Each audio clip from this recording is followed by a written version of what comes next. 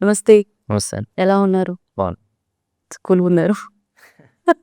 So, trailer చూసినప్పుడు ముందు 'గజినీ' మూవీలో సంజయ్ రామస్వామి ఆ వైబ్ కనిపించింది.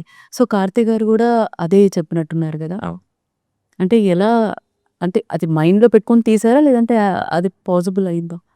సో, యాహ్, నేను మామూలుగా కథ రాసినప్పుడు వితౌట్ నోయింగ్ అప్పటికింకా నేను వచ్చేసి పలానా అని అనుకోలేదేమో అనుకోలేదు.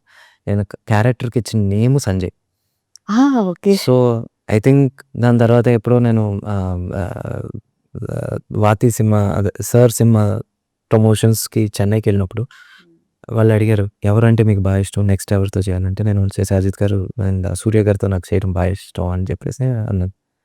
సో, ఐ థింక్ అలాగా యూనివర్స్ అలాగా కలిపింది. మేనిఫెస్టేషన్. మేనిఫెస్టేషన్ నిజంగా చేసారా? నిజం అండి? ఏమనుకున్నారు? అంటే ఏ టైంలో అనుకున్నారు అసలు? అదే ఏమో ఆ రోజు తటస్థ దేవతలు అలాగ ఉన్నట్టున్నారు రూమ్‌లో. అవునా? ఓకే. సో, యాక్చువల్‌గా ఒక ఫ్యాన్ బాయ్ నుంచి డైరెక్టర్‌గా టర్న్ అయ్యారు గదా!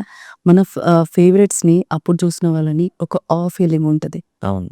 అవును. అంటే మీరు ఫస్ట్ డైరెక్ట్ చేస్తున్నప్పుడు అవును. సూర్య గారి కళ్ళని ఆ! ఏ ఏ ఏమనిపించింది? అంటే ఎలా ఎక్స్‌ప్లెయిన్ చేశారు? ఎక్స్‌పీరియన్స్ ఎలా ఉండింది? సో, యూజువల్లీ షార్ట్స్ వచ్చేసి మేము ఎక్స్‌ప్లెయిన్ చేయటానికి ఏమి ఉండదు. అక్కడికెళ్ళిన తర్వాత ఏమంటారు స్పాంటేనియస్‌గా మేము ఎన్నో ఇప్పుడు obviously that's the introduction shot.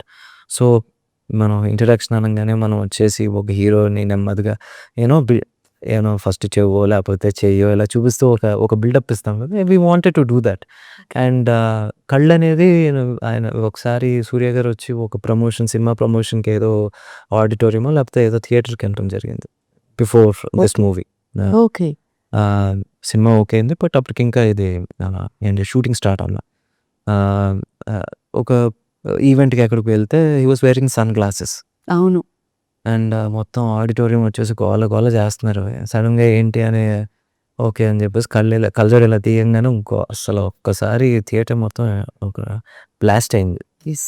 So, that is the power that he has for his eyes. So, అందుకే I wanted to play with that thing. అలా ఒకసారి మనం will just draw that real life ah, ah, ఏంటి ఆహ్, experiences అంటామా? లేకపోతే inspiration ఉంటది కదా! ఏదో ఒకటి. అవును. That was there for that one. Okay.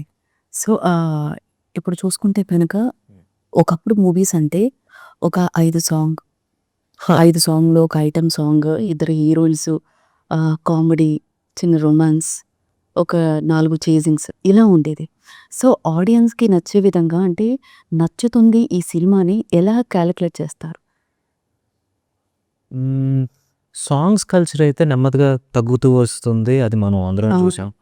కానీ అందరికన్నా ముందు అంటే ఇది నిజం కాబట్టి చెప్తున్నాను. నేను 'తొలి ప్రేమ' చేస్తున్నప్పుడు యూజువల్లీ నేను that was my first film. ఆ! అండ్ ఆ రోజున వచ్చి ఏంటి సాంగ్ అంటే మనం పల్లవి, 2 చరణాలు. అంతే కదా! యెస్. సో, 2 చరణాలు ఆహ్, ఆహ్, తమన్ మ్యూజిక్ డైరెక్టర్. ఆయనొచ్చేసి ఇది 'నిన్నిలా నిన్నిలా' సాంగ్ వచ్చేసి ఇచ్చి ఒక చరణం ఇచ్చారు. చరణం ఇచ్చిన తర్వాత అయిపోయింది పాట అంటే, అదేంటండి ఇంకో చరణం ఉండాలి గదా! ఇప్పుడు ఇదేరా ట్రెండ్ అన్నారు.